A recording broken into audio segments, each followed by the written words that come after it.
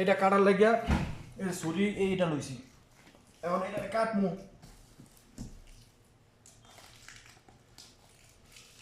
এই কোম্পানি থেকে এই গত সপ্তাহে আমার সাথে এদের সাথে অনেক রকমের অনেক বলতে অনেক ঝামেলা হয়েছিল। আমি একটা হেডফোন কিনছিলাম, প্লাস একটু দাঁড়ায় আনো, একটা হেডফোন কিনছিলাম, ব্লুটুথ হেডফোন। এই যে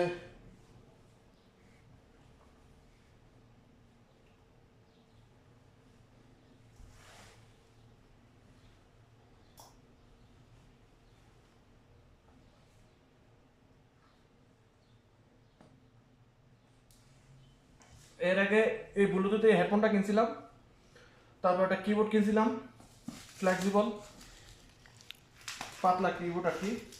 তো কিস্তিতে কিনছি, কিবোর্ডের দাম হয়েছে মাত্র 12 টাকা, 12 রিয়াল। আর এটা নিয়েছে 69 রিয়াল, তাও কিস্তি। 12 রিয়াল নিচে, এই কিবোর্ড নিচে, ওইটাও আপনার এই কিস্তিতে কিনছিলাম। তো আমি কিবোর্ডের কিস্তিটা 3-4 কিস্তিতে কিনছিলাম, 3 কিস্তি শেষ, 4 নাম্বার কিস্তিটা পেড করছি। কিন্তু আমার অ্যাকাউন্ট থেকে অনলাইনে পেমেন্ট করতে হয়, তো ওই ব্যাংক কার্ডের মাধ্যমে। তো আমি পেমেন্ট করে দিয়েছি, আমার পেমেন্ট কাটতে দিতে, কাটতে নেওয়ার পরেও কিন্তু তাদের ওয়েবসাইটে সাকসেসফুল শো করে না। আমার দুইটা কিস্তি একই অবস্থা। পরে তারা আমার যখন ডেট ওভার হয়ে যেতেছে, তখন এরা আমার বলছে যে আমি যদি লেট করি 12 রিয়ালের জন্য 15 রিয়াল জরিমানা আসবো, এবং এই হেডফোনটার কিস্তি আসে 17 রিয়াল মাত্র প্রতি মাসে। আর এই কিবোর্ডটার কিস্তি আসে 8 রিয়াল। তো 8 রিয়ালের জন্য 15 রিয়াল জরিমানা, এবং 17 রিয়ালের জন্য 15 রিয়াল জরিমানা আসবো। তো আমার তো মাথা পুরাই গরম হয়ে গেছে গা। তা আমি বলছি যে দেখেন, আমি টাকা দিছি, আমি ব্যাংকের স্লিপ টিলিপ সব কিছু দিছি, একটু যে সব কিছু দেখাইছি, ট্রানজ্যাকশন যে ডকুমেন্টস আছে ব্যাংকের ট্রানজ্যাকশন ডকুমেন্টস দেখাইছি, তারপরে এরা মানতেছে না। পরে এক পর্যায়ে আমি তাদের সাথে রাব ব্যবহার করতে শুরু করি অনলাইনে, ইমেলের মাধ্যমে। এক পর্যায়ে আমি তাদের সাথে রাব ব্যবহার বলতে ভদ্র রাব ব্যবহার, এটা খারাপ ভাষায় না, ভদ্র রাব ব্যবহার।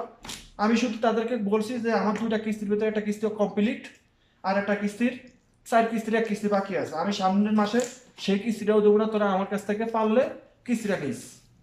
তো ওদের অ্যাকাউন্টে টাকা জমা হয়েছে না হয়েছে আমার দেখার বিষয় না, কিন্তু আমার কাছে ট্রানজ্যাকশন ডকুমেন্টস আছে, আমি ব্যাংকে পর্যন্ত গেছি। এই অল্প কয় টাকা লাগিয়া আমি রিডাবল টাকা খরচা করিয়া ব্যাংকে গেছি। ব্যাংক থেকে বলছে যে তুই চুপ করে থাক, তোর কাছে ট্রানজ্যাকশন যে ডকুমেন্টস আছে ওইটাই এনাফ। এই ফলে এরপরে কি হলো, তারপরের দিনই আমারে এই মেসেজ পাঠাইলো, না তারপরের দিন না, তার ওই দিনই আমারে আবার মেইল করলো যে আমারে দুঃখিত, হেরা দুঃখিত যে হ্যাঁ গো ভুলের কারণে আমার টাকাটা হ্যাঁ অ্যাকাউন্টে জমা হয় নাই, এই সে নানানটা কইয়া পরে সরি টরি কইলো। তা আমি কইছি দেখ তোরা সরি করলে কি, আমার তো 45 রিয়াল, আমার টোটালে 22-23 রিয়াল আসে কিস্তি, সেটার জন্য আমি 45 রিয়াল গাড়ি ভাড়া দিয়ে আমি ব্যাংকে গেছি। এই টাকা আমার ফেরত দেয়, তাহলে সরি আমি অ্যাকসেপ্ট করুন। যাই হোক, পরে আর কিছুই হয় নাই। তো ওটা সমাধ হয়ে গেছে গা। বাংলাদেশে হলে কিন্তু সমাধ হইতো না। আমি বাঙালি, কিন্তু বাংলাদেশের বদনাম কইতে আমি বাধ্য, কারণ বাংলাদেশের ই কমার্স কোম্পানি যে সোর বাটফার সিটার। এই দেশে নাই তা না, এই দেশেও আছে, কিন্তু এই দেশে যে মানে থার্ড পার্টি, কিন্তু এই ব্র্যান্ডের যে ই কমার্স এরা কখনোই তুই নাম্বারই করে না।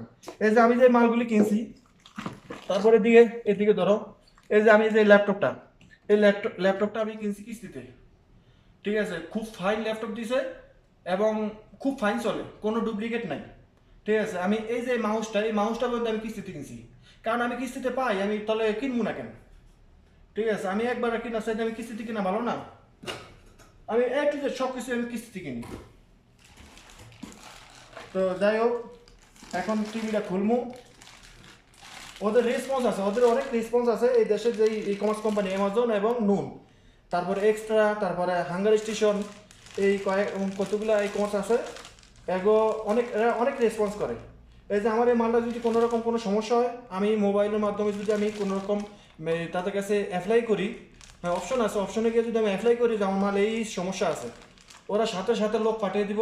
অথবা আমাদের বলবো যে কাছে যদি কোনো আশেপাশে যদি কোনো এজেন্ট থাকে, এজেন্ট অফিস থাকে, তাহলে আমি যেন সেখানে যাই। আর যদি বলি যে না আমার এখান থেকে দূরে বা আমার যাওয়া সম্ভব না বা আমি বিজি, আমার যাওয়া সম্ভব না, তাহলে সাথে সাথে ওরা টাইম দিবে, সর্বোচ্চ 15 দিন টাইম দিব। কিন্তু 15 দিন যায় না, 1 সপ্তাহ 4 দিন বা 5 দিনের ভিতরে তারা লোক পাঠিয়ে দেয়। লোক পাঠিয়ে দেওয়া কি সমস্যার সমাধান করে তারপরে যায়।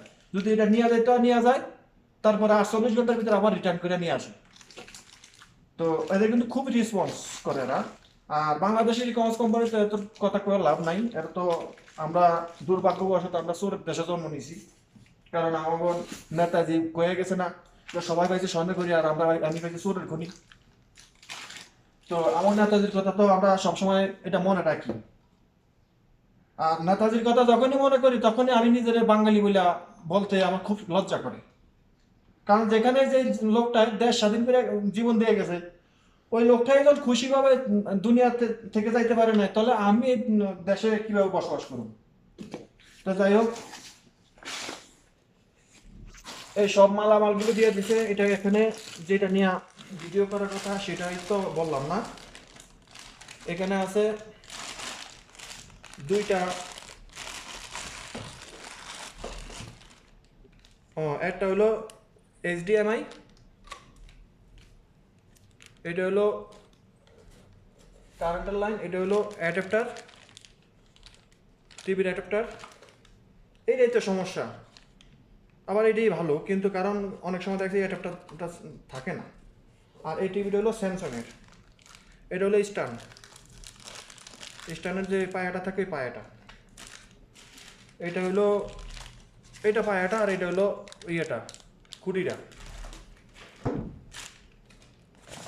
আর এখন বাইর করি টিভিটা। দেখছেন কত সুন্দর করে প্যাক করে দিয়েছে, একদম খুব সূক্ষ্মভাবে। হ্যাঁ, ভালোবাসা দিয়া মনিটর টানিয়ে দিয়েছে। এতে দেখেন, এই হলো স্যামসাংয়ের মনিটর, 15 ইঞ্চি। ঠিক আছে, আমি এই মনিটরটা অনেক দিন থেকে সিলেক্ট করে রাখছি। আমি ওই ইয়েতে ওয়েবসাইটে ওরা আমার খুব মেসেজ পাঠাইছে। ওরা বলছে যে আমি যেন এই প্রোডাক্টটা ক্যান্সেল করে দিই। আমি কিন্তু ওইখানে লাভ স্টার মাইরা এই ব্লক করে রাখছি। তা আমি বলছি ওদের কাছে, আমি আমার ফিডব্যাকও পাঠাইছি। আমি বলছি যে আমার এই প্রোডাক্টটা দরকার, আমি হয়তো এই মাসে অথবা সামনের মাসে কিনবো। ঠিক আছে, ওই বেতন আসলে বা কোনো একটা কিছু আসলে আমি কিনবো। এই কারণে ওরা কিন্তু আমার অনেকবার ইমেল করছে, বলছে যে আমরা এই প্রোডাক্টটা এই ডেলিভারি দিতে চাই, এটার অর্ডার হয়েছে, তুই যদি এটা কিনস তাহলে কিন, নইলে আমরা এটা যে আমরা করিয়া তোর কাছ থেকে এটা ক্যান্সেল করে আমরা ডেলিভারি দিয়ে দিই। তখন আমি ফিডব্যাক পাঠাইছি যে তোরা এই প্রোডাক্টটা দিস না কারণে আমি এই প্রোডাক্টটা কিনবো। আমি এই প্রোডাক্টটা ফিজিক্যালি আমি একটা দোকানে দেখে আইছি, প্রোডাক্টটা খুবই ভালো এবং এটা অন্য একজনে ব্যবহার করে, খুবই ভালো সার্ভিস। আমার ভাগ্যে কি জানি না, যদি আমি আজ পর্যন্ত ইলেকট্রনিক্সে যত কিছুই কিনেছি সব কিছুই আমি আলহামদুলিল্লাহ সব সময় ভালো পাইছি। ঠিক আছে, সামথিং আমি কি কি বলবো, আমার একটা মোবাইল, কই জানি আমার মোবাইলটা, আমি তো আমার মোবাইলটা দিয়ে ভিডিও করি। হুয়াই কোম্পানির যে মোবাইলটা ব্যবহার করে যে 4 বছর, এখন পর্যন্ত মোবাইলটায় আমার হাত থেকে পড়ে নাই এবং মোবাইলটা কখনোই স্লো হয় নাই। আমি সবসময় সাবধানের সাথে আমি ব্যবহার করি।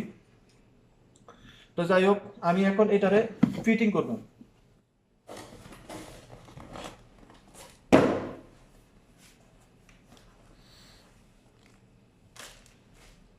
এখন কথা হলো, ফিটিং করার আগে আমি এটার আগে ওপেন করবো। ফিটিংটা বড় কথা নয়, এটার আমি ওপেন করার পরে আমি বুঝতে পারবো যে এটা সার্ভিস কতটুকু, আমার ভাগ্যটা কতটুকু ভালো মন্দ।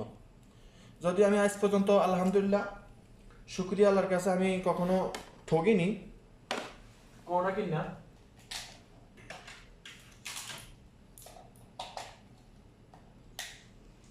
কারণ অনেকেরই অনেক সময়, প্রায় সময় অনেকেরই আমি এই ইলেকট্রনিক্সের মোবাইল টিভি যে কোনো পণ্য আমি কিনে দিই, কারণ এই সম্বন্ধে আইডিয়া আছে, ছোটোবেলা থেকেই এগুলো নিয়ে ঘোরাঘুরি করি,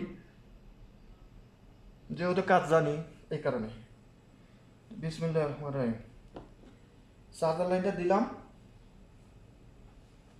এই হলো, এখানে হলো পাওয়ার লাইন, এখানে আছে শুধু 2টা লাইন, বিজিএ লাইন আছে আর এইচডিএমআই লাইন, ঠিক আছে। তো এখন আমরা এটার ওপেন করব।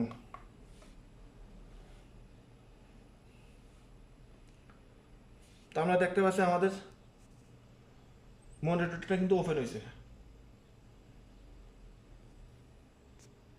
এখন শুধু এই সিপিইউর যে লাইনটা, এই লাইনটা লাগাইলেই হবে। তো যাই হোক, তো সবাই ভালো থাকেন। যারা সৌদি আরবে আছেন, এই বুঝে শুনে আপনারা করবেন, এই ই কমার্স কোম্পানি থেকে কিনবেন সাবধানের সাথে। যারা এই কিস্তিতে কিনেন তারা কিন্তু খুব সাবধানের সাথে এই প্রোডাক্ট কিনবেন। আর পেমেন্ট করার সময় কিন্তু খুব সাবধান থাকবেন, সব কিছু ডকুমেন্টস রাখবেন।